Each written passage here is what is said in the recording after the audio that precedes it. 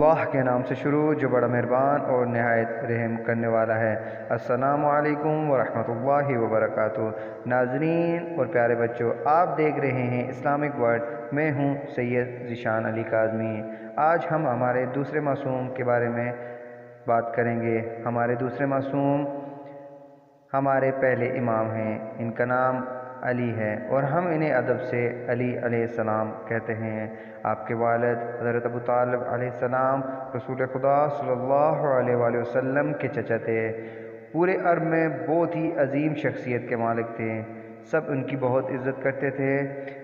حضرت علی علیہ السلام کی والدہ کا نام فاطمہ بنت اسد سلام اللہ علیہا تھا۔ حضرت علی علیہ السلام کی پیدائش خانہ کعبہ میں ہوئی۔ اللہ تعالیٰ نے اپنے اس بندے کی ولادت کے لیے اپنے گھر کا انتخاب کیا۔ دنیا میں یہ مقام و فضیلت کسی اور انسان کو حاصل نہیں ہے۔ جب حضرت علی علیہ السلام اس دنیا میں آئے تو تمام فرشتے بھی خوشی سے جھوم اٹھے۔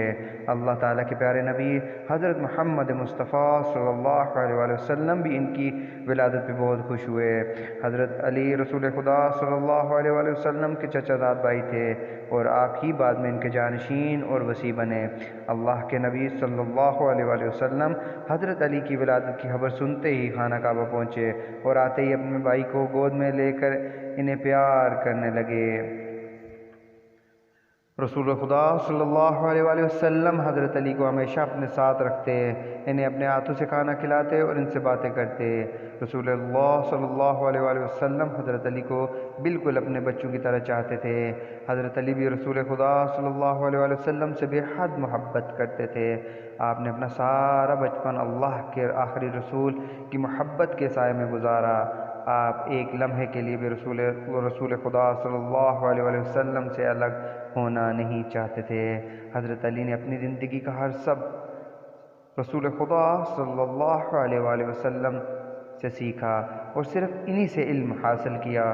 رسول اللہ صلی اللہ علیہ وآلہ وسلم نے فرمایا، میں علم کا شہر ہوں اور علی اس کا دروازہ۔ رسول اللہ صلی اللہ علیہ وآلہ وسلم کی تربیت کی وجہ سے حضرت علی انہی کی طرح عبادت کرتے تھے۔ وہ اپنی زندگی کا ہر کام رسول اللہ صلی اللہ علیہ وسلم کی طرح ہی کرتے تھے، یہاں تک کہ انہی کی طرح کھاتے پیتے اور اٹھتے بیٹھتے تھے۔ رسول خدا صلی اللہ علیہ وسلم جب عبادت کے لیے غار حرا جاتے تو اکثر اوقات حضرت علی علیہ السلام کو بھی اپنے ساتھ لے جاتے تھے۔ اس کے بعد ہی رسول اللہ صلی اللہ علیہ وسلم نے لوگوں کو مسلمان ہونے کی دعوت دینا شروع کی۔ ہاں تو بچوں، اللہ نے اپنے رسول صلی اللہ علیہ وآلہ وسلم کو جب حکم دیا کہ وہ اپنے رشتہ داروں کو بلا کر اسلام کی طرف بلائیں تو آپ نے دعوت ذو العشیرہ کا اہتمام کر کے رشتہ داروں کو بلایا۔ اس دن امام علی علیہ السلام کے علاوہ کسی نے آپ کا ساتھ نہیں دیا۔ رسول اللہ صلی اللہ علیہ وسلم نے اس وقت فرمایا تھا، علی میرا بھائی ہے اور میرے بعد میرا وصی اور جانشین ہے۔ حضرت علی علیہ السلام اس وقت کم سن نوجوان تھے۔ پورے عرب میں کوئی بھی ان کی طرح بہادر اور اللہ اور رسول اللہ صلی اللہ علیہ وسلم پر مضبوط ایمان والا نہیں تھا۔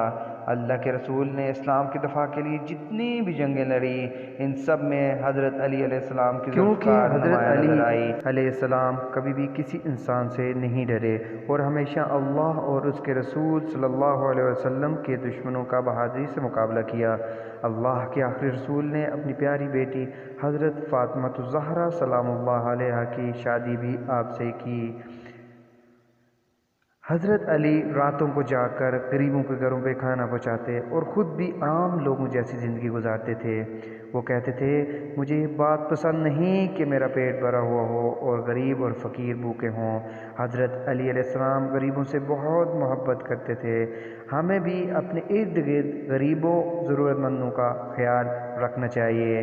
حضرت علی علیہ السلام علم کا دریا تھے، انہوں نے بہت سی اچھی باتیں لوگوں کو بتائی۔ یہ ایسی باتیں ہیں کہ جن پر اگر سب لوگ عمل کریں تو ان کی دنیا اور آخرت سنور جائے گی۔ حضرت علی علیہ السلام کا فرمان ہے، علم زندگی ہے اور جہالت موت ہے، اسی لیے ہمیں بھی علم کی دولت سے مالا مال ہونا چاہیے۔ حضرت علی علیہ السلام جھوٹ بولنے سے منع کرتے تھے اور یہ بھی کہتے تھے کہ انسان کو چاہیے کہ شیطان سے دشمنی کرے اور اللہ سے دوستی کرے۔ پیارے بچوں، حضرت علی انسانوں سے بہت محبت کرتے تھے۔ آپ علیہ السلام لوگوں کے ساتھ مہربانی سے پیش آتے اور ان پر کسی قسم کا ظلم برداشت نہیں کرتے تھے۔ اسی خوبی کی وجہ سے لوگ مجبور ہو کر آپ کے پاس آئے تاکہ آپ مسلمانوں کی خلافت قبول کر لیں۔ خلیفہ بننے کے بعد امام علی علیہ السلام نے سب کے ساتھ برابری کا سلوک کیا۔ آپ علیہ السلام انصاف کے ساتھ فیصلہ کرتے اور کسی انسان سے نہیں ڈرتے تھے۔ آپ کی انصاف پسندی کی وجہ سے ظالموں کو آپ علیہ السلام کی حکومت سے بڑی پریشانی تھی۔ انہوں نے آپ سے کئی جنگیں لڑی۔ جب کسی میں کامیابی نہ ملی تو انہوں نے آپ علیہ السلام کو شہید کرنے کا منصوبہ بنایا۔ 19 رمضان کی صبح حضرت علی علیہ السلام مسجد کوفہ میں نماز پڑھا رہے تھے۔ حضرت علی علیہ السلام کے دشمنوں نے پہلے ہی سے ابن ملجم کو مسجد میں بھیجا ہوا تھا۔ حضرت علی علیہ السلام جب سجدے میں گئے تو ابن ملجم نے پیچھے سے آ کر حضرت علی علیہ السلام کے سر پہ تلوار ماری۔ اس تلوار پر زہر بھی لگا ہوا تھا۔ تلوار کے وار سے وہ زہر حضرت علی علیہ السلام کے تمام بدن میں پھیل گیا۔ طبیب یعنی ڈاکٹروں نے آپ کو دیکھ کر کہا کہ آپ کو دودھ دیا جائے تاکہ زہر کا اثر کم ہو سکے۔ یہ سن کر آپ سے محبت کرنے والے تمام لوگ، خاص طور پر کوفہ کے یتیم بچے، غریب خواتین کوزوں یعنی پیالوں میں دودھ لے کر آپ کی خدمت میں آ گئے۔ اسی زہر کی وجہ سے ہمارے پیارے امام 3 دن زخمی رہے اور 21 رمضان کو شہید ہو گئے۔ انا للہ و انا الیہ راجعون۔ تو پیارے بچوں، ہم خدا سے دعا کرتے ہیں کہ اللہ ہمیں امام علیہ السلام کے نقش قدم پہ چلنے کی توفیق عنایت فرمائے۔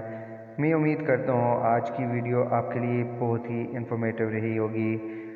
مزید اسی طرح کی اسلامک اور ہسٹوریکل ویڈیو دیکھنے کے لیے اسلامک ورلڈ کو سبسکرائب کریں، لائک کریں اور نیچے دیے گئے گھنٹی کے بٹن کو دبائیں۔ ملتے ہیں انشاءاللہ نیکسٹ ویڈیو میں۔ اللہ حافظ، فی امان اللہ۔